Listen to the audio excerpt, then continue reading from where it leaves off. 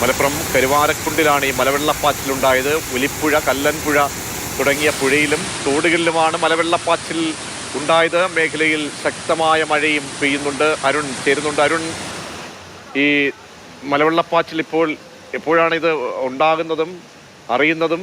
ഏതൊക്കെ മേഖലകളിലേക്ക് വെള്ളം കുത്തി ഒലിക്കുന്നുണ്ട്? ആശങ്കയുണ്ടോ? പ്രജീഷ്, നിലവിൽ ആശങ്കപ്പെടേണ്ട സാഹചര്യമില്ല എന്ന് തന്നെയാണ് നമുക്ക് റിപ്പോർട്ട് ചെയ്യാൻ സാധിക്കുന്നത്.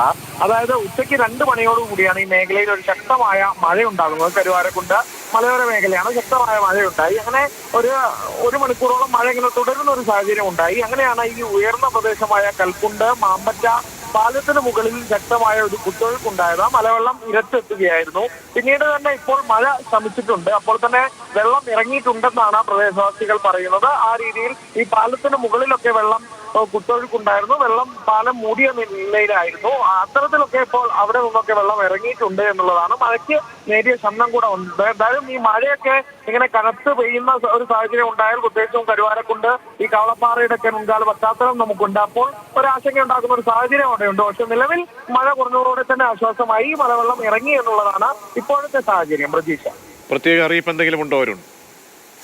നിലവിൽ അത്തരത്തിലുള്ള ജാഗ്രതാ നിർദ്ദേശം ഒന്നും കൊടുത്തിട്ടില്ല. ഞാൻ പറഞ്ഞത് നമ്മുടെ പ്രത്യേകിച്ച് മലയോര മേഖലകളിൽ മഴയൊക്കെ ഉണ്ടാകുമ്പോൾ ഒരു മുൻകരുതൽ നടപടി എന്നോണം അത്തരത്തിലുള്ള മുന്നറിയിപ്പുകളൊക്കെ നൽകാറുണ്ട് എന്നുള്ളത് തന്നെയാണ്.